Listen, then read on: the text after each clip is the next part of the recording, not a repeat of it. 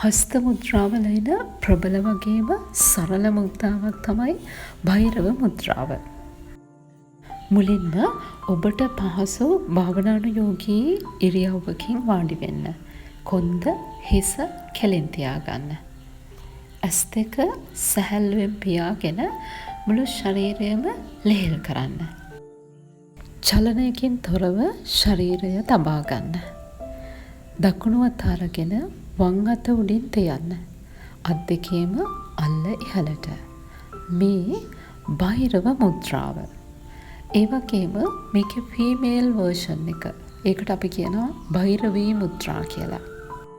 ඒකෙදි දකුණු අත උඩින් වම් අත තියාගන්න.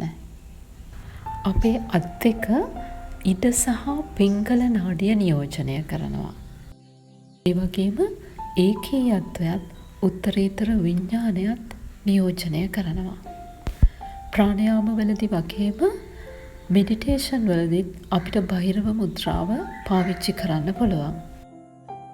මේ මුද්‍රාව පුහුණුවෙන් අභ්‍යන්තර සමබරතාවය වගේම පරිපූර්ණත්වය පිළිබඳව හැඟීමක් අපි තුළ ඇති කරනවා. ශ්වසනය සංසුන් කරලා ඒමකින් විවේකීභාවය වැඩි කරනවා. මේ මුද්‍රාව පුහුණුවේදී ශරීරයේ සියලුම මූලද්‍රව්‍ය, චක්‍ර, ප්‍රාණ, ඒ වගේම පද්ධතීන් සක්‍රිය කරලා පෝෂණය කරනවා.